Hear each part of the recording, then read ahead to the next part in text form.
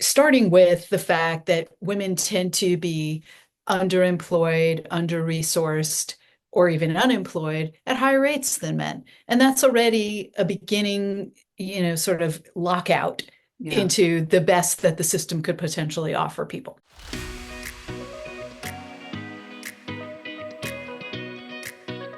Hi, and welcome to Beyond Empty Nest. I'm your host, Jody Silverman, speaker, mentor, and Chief Dare Officer at Moms Who Dare. Every Thursday, I'll share stories of midlife transformation, happiness tips, and dare you to see the opportunities waiting for you so that you can make this next chapter even better than the last. If you're ready to dare, I'm ready to dare with you. Let's get into today's episode.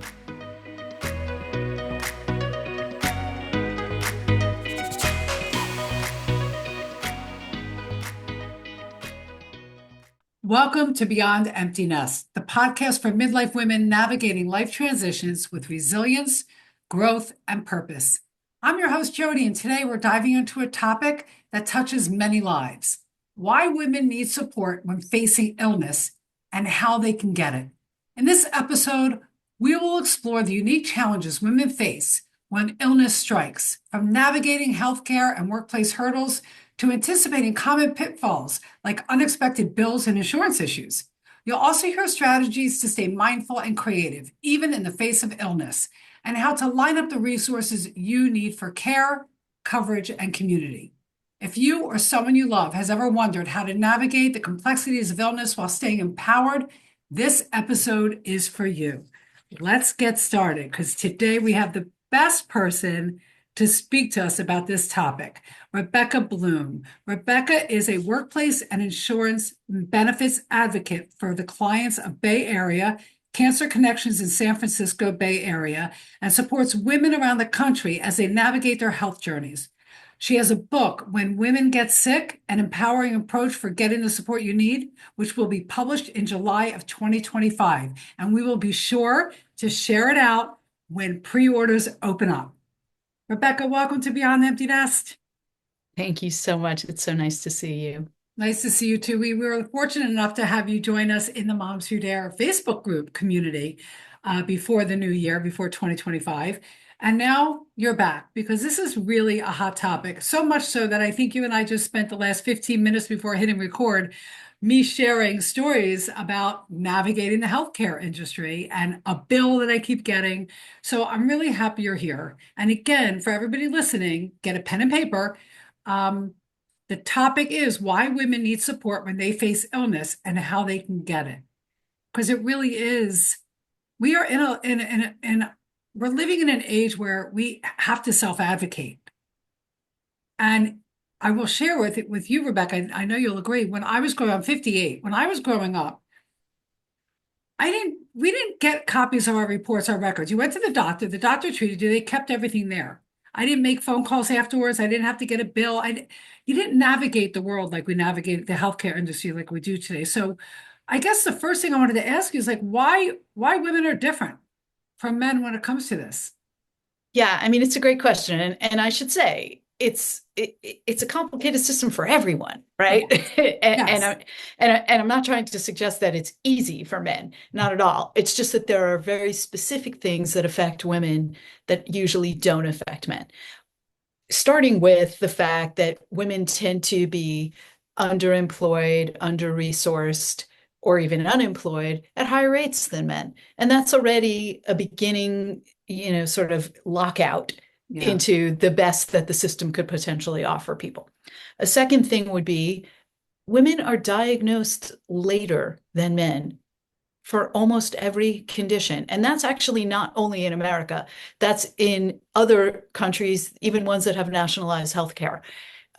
Why does that happen? Well, Yeah, I you have find to, that surprising, really surprising, well, yeah, considering, yeah. well, the reason is women have been historically under-researched. Ah, So if you're under-researched, then the information that's available it doesn't exactly fit your profile or your biology, let's say, right? An example would be the female heart attack. The female heart attack has its own characteristics, but they're seen by the medical industrial complex as atypical. because what's been researched all along has been male coronary health, right? So, Okay. so that's you can see how that works. Also, women do tend to have more difficult to diagnose diseases like, immuno-related diseases, which are not so easy to nail down. So Yeah. that's another reason that it just takes longer. And, when you deal with the amount of red tape that we all have to deal with in our health systems, you could see how something that could take 3 months could take 9 months, just in terms of getting access to the appointments and the imaging and the tests and all the things that have to get done. So you get it. Yeah, no, you know what? And I remember you did bring that up before that I forget the statistic you said, but you said that most, if not all, I don't want to say this wrong, because I don't have a Google in front of me, but if I say it incorrectly, you'll correct me, that most, if not all, medical research, it, like you said, is done through researching males. Yeah, I mean, I think what I probably referred to last time we talked was that up until the early 1990s, women were excluded from research populations. That was it. So Yeah, think about how that trickles out, right? yeah. Another thing I wanted to mention about why women are different when it comes to healthcare is the hysteria problem. Oh, And this is, true. again, not a brand new thing. This goes all the way back to the Greeks. And, when you really think about how that trickles through cultures, right? Um, so, it's easy to imagine that even under the nicest of circumstances, a woman might be heard differently when she describes what she's going through. And Abs- and and the communication loop might be completely different. And often it is. Absolutely. You are so hitting a nerve with me. Not because I've been treated that way, because I don't believe I have, but yet I felt I have been. Hmm. When I look back, I guess if I felt I was, then I was. Well, And I sure. was. And Yeah. look, today we have electronic health records. So sometimes we'll see that a doctor will say that a person was animated or agitated, Yeah. or there are code words that get used Right. sometimes. So sometimes you'll see it, but often really it's just a feeling. And so, how do you show that? How do you document it? You can't, but it exists. Or you Yeah. can No, just, read Elizabeth Coman. Dr. Elizabeth Coman has an incredible book about the history of women in healthcare and how they've been treated this way. I mean, so it's yeah. not, No, yeah. it's true. It's true. Look, I get that doctors have to ask questions like, are you under stress? How much anxiety? Rate it. I get it because I know that we all know. Everybody knows Sure. whether you research that the stress, untreated, unmanaged, stress and anxiety let loose wild can really manifest into serious health issues. So I get that they have to ask that. And yet, if somebody like I'll just talk about me recently as we're recording this, I'm going through something, and I was so frustrated that we couldn't get rid of what was happening. And I'm fine, everybody, I'm fine. But to the point that when it took 8 hours for somebody to get back to me, when the person called me back, I literally broke out in tears because Yeah. I was tired. I was uncomfortable and I was tired.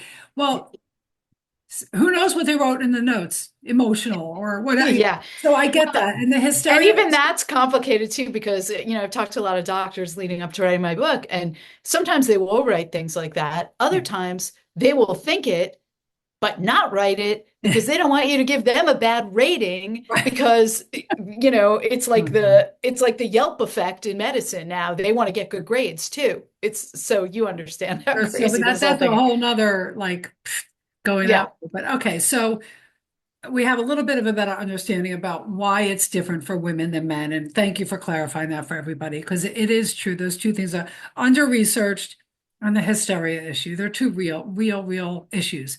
So you often talk about pitfalls that women can run into with respect to, and if you want to take this wherever you want to take this, Rebecca, this is you are the expert in this, and maybe we can even talk about your book and how you've structured your book around this talk.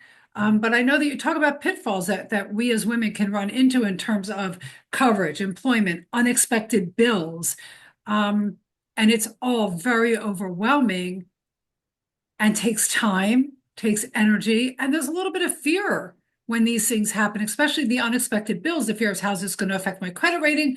Or, the whole thing with a bill that goes unpaid because you're trying to figure it out. They call constantly. It's anxiety provoking.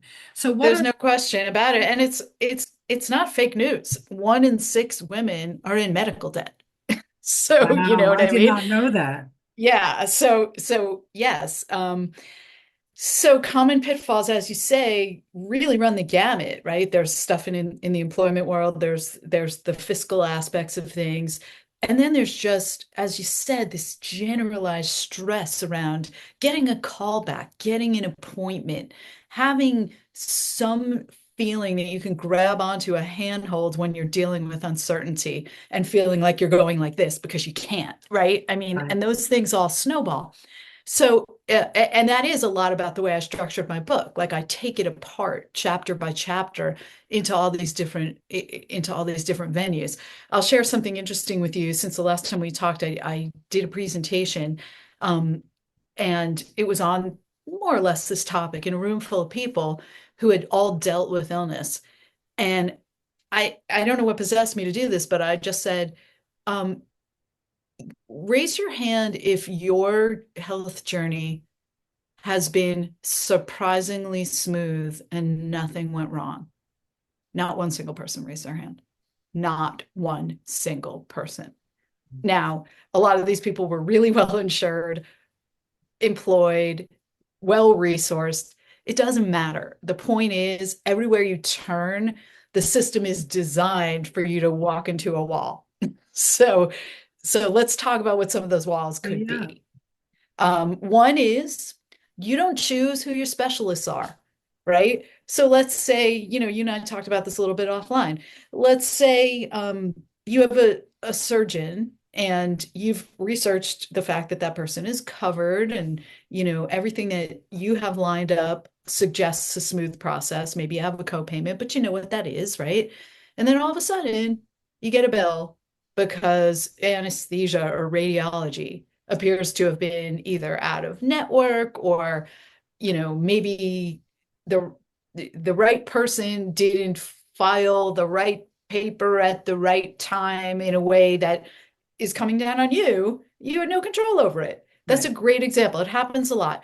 There is a newer law, a couple of years old now, called the No Surprises Act, which is designed to protect people from these very things, these like sort of hidden pothole bills that you didn't Yeah. expect. But like anything else, a new law takes time to be interpreted, takes time, to actually take hold as part of the culture. So you got to believe the insurance companies are going to be sending you the bills because their goal is to get paid, right? And there's a lot of data out there about the fact that they pretty much know that if they send a bill of a certain size, there's a decent chance people are going to pay it, even if they probably could appeal it. And so a Interesting. little bit of that goes on as well. And so, I mean, they're businesses, right? Businesses behave in fiscally rational ways for them, right? You know what? It's like getting, oh my God, you just this is different, but it's like, and I think about the DC area.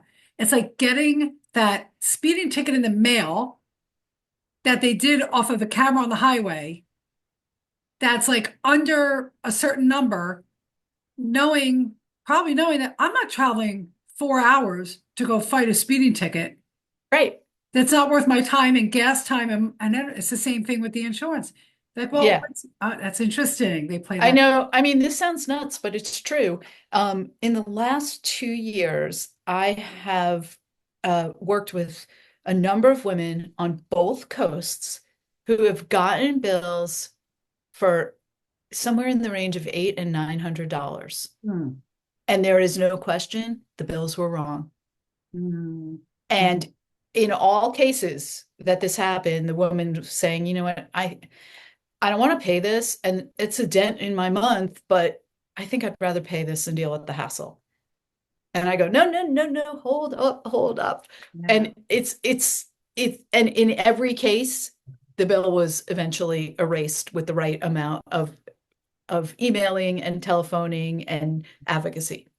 Yeah. So you got to do the math, right? People are tired. We're tired. We're tired on a good day, right? So, and I don't Well, want this to be doom and gloom. We're going to just note, we're going to end this on a high note. You're going to get tips. You're going to get strategies. You're going to know how to connect with Rebecca in the show notes below. But we have to hit on the heart. But yeah, you said something that is really, really powerful. And it's upsetting to hear that the system is designed for us to hit walls. yeah, it is. And that's because, profit is prioritized above people. That's the bottom line. Over people. We can't deny the reality of kind of post-capitalism, right? I mean, that is the reality. So, one of the things that I say to people is, hey, for 25 more than 25 years now, I've been trying to help women work inside of a system that isn't built for them. It wasn't built for them. Hmm. But there are still a lot of ways. And that's why we're here to talk Right. about those ways. As Yes. you Yeah. say, doesn't all have to be, it doesn't all have to be depressing. I mean, sure, we have to recognize the reality of the situation, but then let's talk about how to get around the things that could be those roadblocks. Right. Absolutely. So, okay, well, let's go there. Let's go there. Okay. Let's talk about Okay. how can we help women listening that are nodding their head like I was. Like, I keep getting that. For me, it's a $4,000 bill that has been coming for a year and a half. I Yeah. I have put it, I used all my mindset and happiness skills, my tools in my toolbox that I am okay. This is not, and I know for a fact I've been told I don't owe it. It still comes. And I'm going to just slowly, every time it comes, I'm just going to make that call or shoot off that email until somebody decides they've had enough, not me. Yeah. Yeah. Oh, yeah. I mean, I myself had a very similar circumstance. I had a bill that kept on coming and kept on coming. I called and called and called. They assured me every single month, oh, Yep. yeah, we know this. You don't owe this. And the system just kept spitting it out and spitting it out. And, it's so bureaucratic and layered that any person you talk to is looking up information in your file, but isn't the one who can actually shut the door. So they just Right, put so they just put another note in that says blah blah blah blah blah blah, and then before you know it, it's at collections, and you go, "How did this happen?" right. Um, and and it's so inefficient. I was thinking about that when we were talking before. Every woman you speak to, every person, but in this case, we're going to talk about women, has at least one story like this. Oh, yeah. Can you can you imagine the inefficiency of that?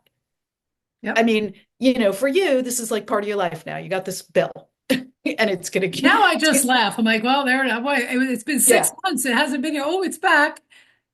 Unfortunately, in my experience, and I don't know if you find this to be the case, I had to send a pretty nasty letter to finally end that situation that I was in, which was that bill that just kept on Yeah. coming when it was very clear that it was wrong. And because it got escalated up to the point where collections were calling me every Yeah. single day, I just thought, well, I know how to write one of those letters. I've been trained to write one of those letters. I know Yeah. how to do it. And so it had to be done. But it was stressful and it was Yeah. irritating. And, I'm lucky that I have that training and those skills. What about people who don't, right? I have a Um, friend who's who's an attorney, and I said, if it comes again, what do you suggest I do? I told him, and he told me, and I wrote it down what he told me to do. And I yeah, yeah. But again, so what can we learn from that, right? yeah, Let's so take yeah, that and pull it out. Well, what we can learn from that is no one should ever go any of this alone. We all think we're competent, and many of us are, in fact, probably most of us, right? yeah, But as I said before, the system is designed to throw you a curveball, make you pay a bill, put you in a position where you feel uncomfortable and you just want it out of your hair, and somebody else makes money so that you have peace of mind. But yep. that's not how it should be. So how should it be? The answer is anytime you're interfacing with the health system, have a team, draft yourself a team. Now, that can be a lot of things. If Mightiness, you yeah. need, sure. I mean, the main thing for me is what I call who's your chief of staff, right? Who's that go-to person who's going to field all the bills, write the letters for you, make those stupid phone calls, stay on hold when you can't stand the thought of it? That's your person. And then that person can lead if you need bigger, if you really have, let's say, a major surgery or, an elongated treatment plan. You need folks to help with food, picking up kids, maybe Yeah, helping with other household responsibilities or familial responsibilities. Women carry that. We hold the world up. So when we get sick, we really deserve and need help yeah. because we're the ones who are usually helping everybody else, right? So you draft yourself a team who's, you know who your friends are. You know the accountant who doesn't mind doing XYZ spreadsheeting, right? You know who's great at, making dinner and having extra and bringing it over like it's nothing. You know, play to people's strengths and they'll love helping you. I like that. So drafted, I have a whole podcast episode, it's maybe like 15 minutes long. Yeah. And it's from maybe 2 seasons ago, those of you listening. And the title is Who's on Your Team? Oh, yeah. See, that's exactly what I'm Because talking about. because and I talk about midlife and empty nest and midlife. This is not the season of life to do it alone. You can't. It isn't. And if you're lucky enough to have a partner, you Yeah. need you need to realize that that person, if you're sick, that person has issues of their own. That person needs help too and Yeah. deserves it and support, really, for sure. And you can't rely on any one person for anything. If that's it, if there's anything you learn at midlife, it's that Yeah. you need your girlfriends and your cousins and your friends from work and Yeah. it isn't there is no one human being that can complete you. It Yeah, you takes need a a village. community, It takes a village. It's that, and right? it takes a village. And Yeah, and I think too many times, like you said, we isolate ourselves just for the sheer reason of I can do this myself. It's like a right. it's about, you know what? I am so over it at 58. I'm so over. I am a strong, independent, confident woman who needs help all the time. Exactly. And look, And that's okay. when it comes to illness in particular, Yes. there's a lot of shame. There's a lot of embarrassment. Some of this stuff is, hard to talk about. And different cultural groups, especially, I find have conditioning in that respect. Um, my family, we always talk about who has a stomach ache, but not every family is like that, and not every culture is like that, right?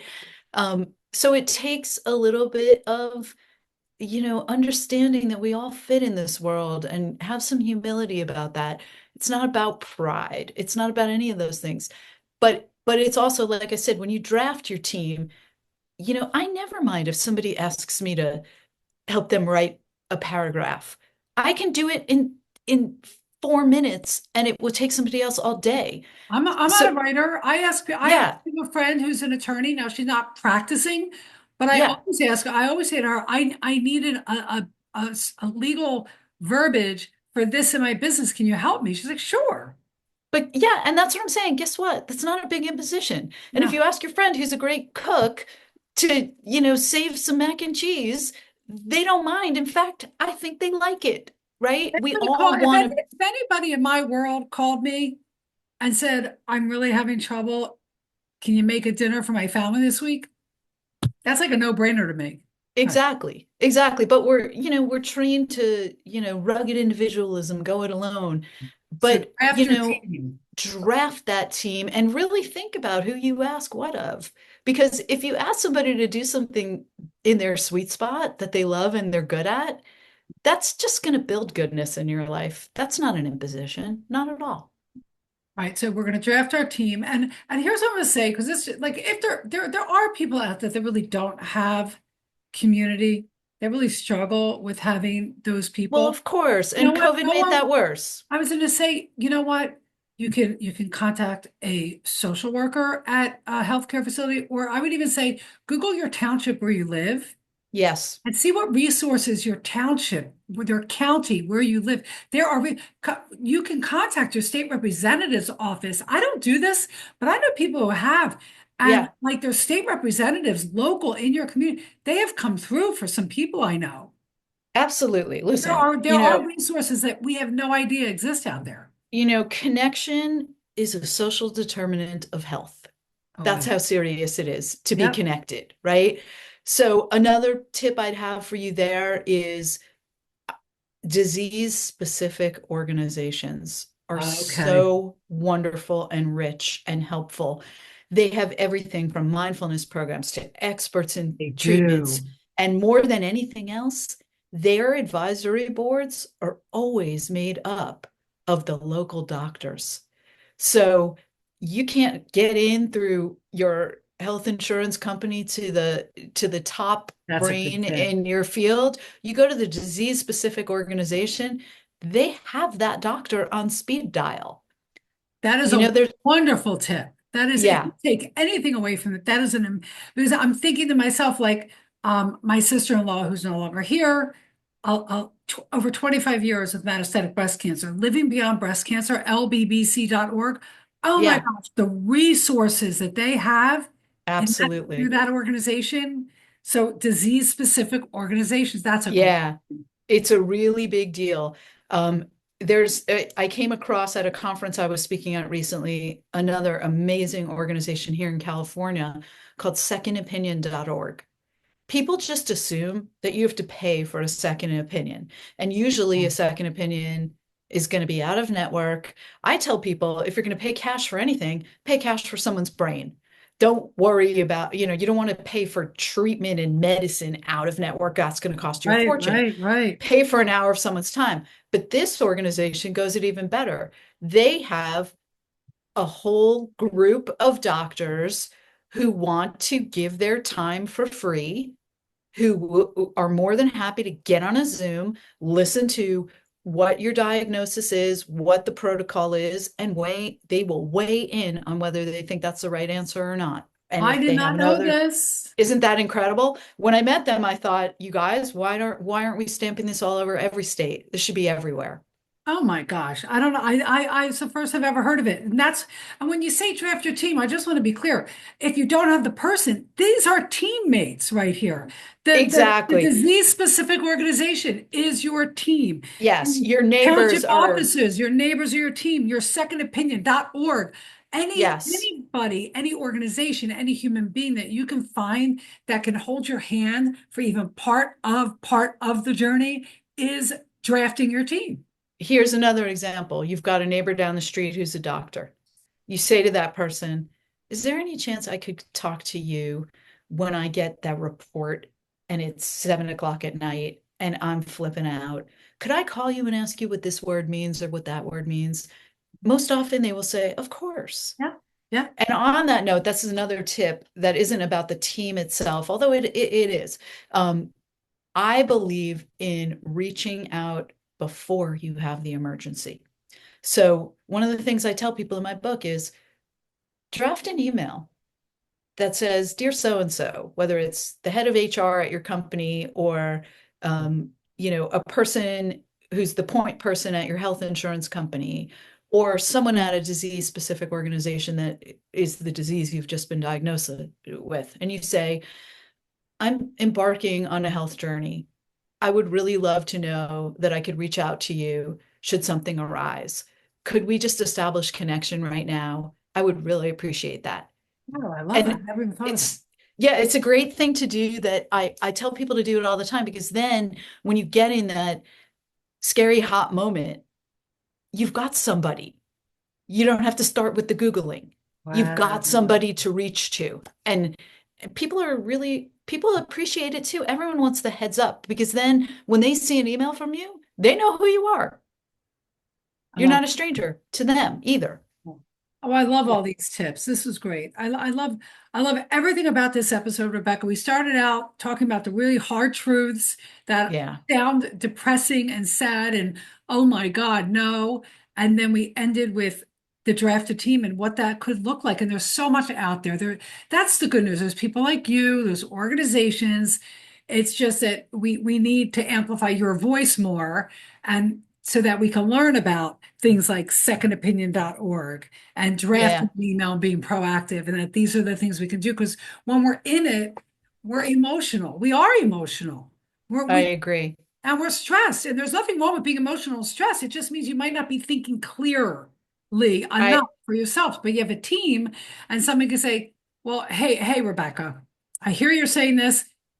Have you thought of this?" And you're like, "Oh my God, that was so simple." But you're stuck in here. I get stuck in here, right? That's Oh, part of the thing is certainly. that they look. I love it. Love this whole thing. Yeah. Another thing I wanted to add there Yep. is there's a whole world of how you can communicate well with your doctors Mhm. that people don't talk about much. And, I interviewed a lot of doctors for my book and I talked to a lot of them. Most of them really can't stand the electronic health records. It's just another job for them, or they don't even do it themselves and somebody in their office does it. Do you know that almost every doctor that I've spoken to says they would rather that a patient say to them, "What's the best way for me to communicate with you? What would you like me to do so that we can have the best possible partnership here?" And do you know how many doctors say, "Here's my cell phone number. Just text me and we can hop on a call"? Rebecca, And no, I literally earlier this year switched my GP, my general practitioner, my internist, whatever you want to call them today, my primary care physician. yep, And so far, love her and love the practice. And one of the first things I said to her is, I wake up on a Saturday morning or a holiday morning. What is the best way to reach this office? Is it a phone call to the emergency line, or do you check the portal? But how often do you check the portal if I send a message? I've learned because there are doctors, and she just smiled. She goes, "This is the best protocol, Jody. If it's not during regular business hours, this way. If it's an emergency, this way." And now I know exactly how. So when something happened not too many months ago, I knew how to reach out, and I got an immediate response. see, I'm so glad you did But that. I like And that you know what, just have to ask. We have to ask that. It's what I ask in with clients of mine, with women in my Facebook group. It's like yeah, when you have a business, these are my office hours. After hours, it's like your away message when you go, "I'm on vacation. Please know if it's not an emergency, I will not be responding to you until Monday." It's like set the expectation. So we have a right to exactly. ask what the expectations are. That was a big Exactly. determinant for me to move. Like when I knew I was switching, that was the first question I wanted to ask. I knew I was going to a good place because a Yeah. friend referred me to them. But I needed to know, how do I reach out in case I need help? Yeah. And hey, doctors are people too. And Yeah. there's a lot going on behind the curtain. Yeah. They're under a lot of pressure to see people quickly, Okay.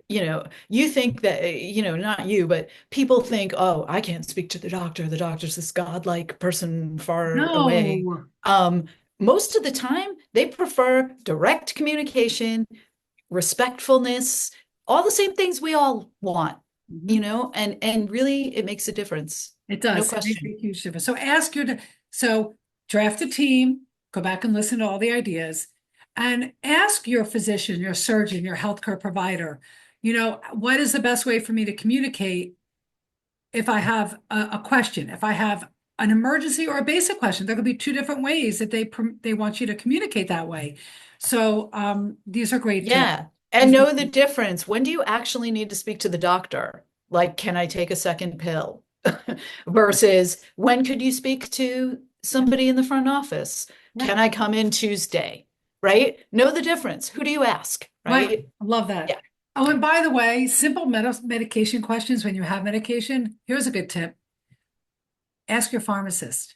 Oh, yeah. They know a lot. I go to a local, independently owned pharmacy, and I Yeah. love them. But even the pharmacist at a local Rite Aid by me, I loved him. He was always my second. They know so much. So if it's Oh, a yeah. basic, I have this pill, but I threw away call the pharmacist. Oh, yeah. I They go to love the school for a information. long Yeah. time. That's right. Yeah. Yep. Oh, It's true. Rebecca, I love this. You're going to be back. I love this conversation. Unfortunately, we're going to have a lot more to talk about because this is never ending. And I know we have a lot more to talk about.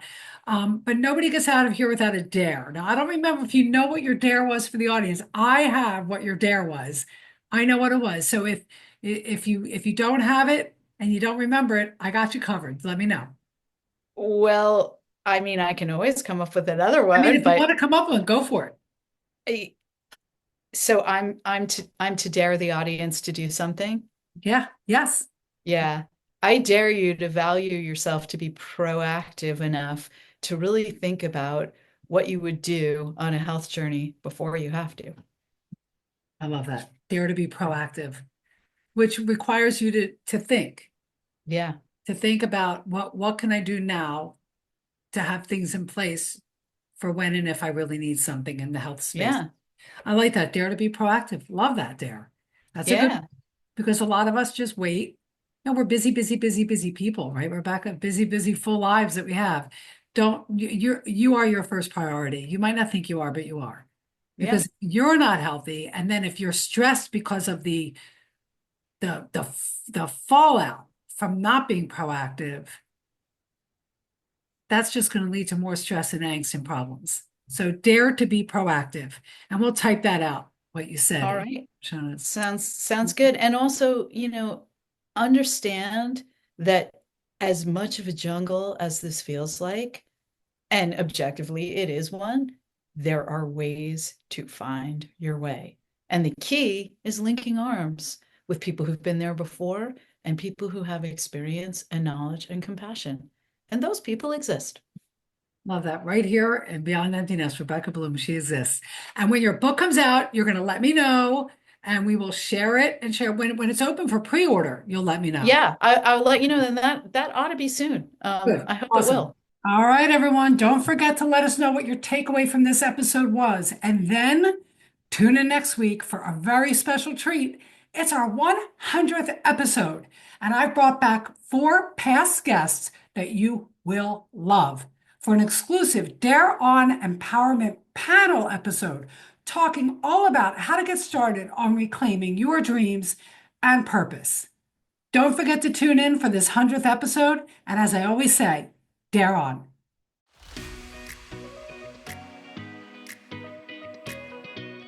If you've enjoyed today's episode of Beyond Empty Nest, head over to jodiesilverman.com for full show notes and other fun resources. Are you ready to clean up your self-talk and reconnect with your midlife purpose? Negative self-talk can hold you back from the confidence, happiness, and relationships you deserve. That's why I created the Self-Talk Cleanup free 7-day mini challenge. In just 5 minutes a day, you'll grow your confidence, boost your happiness, and build resilience to take on life's challenges. Isn't it time to rewrite the story in your head? Well, if you're ready, click the link in the show notes below and join the challenge now. Dare on.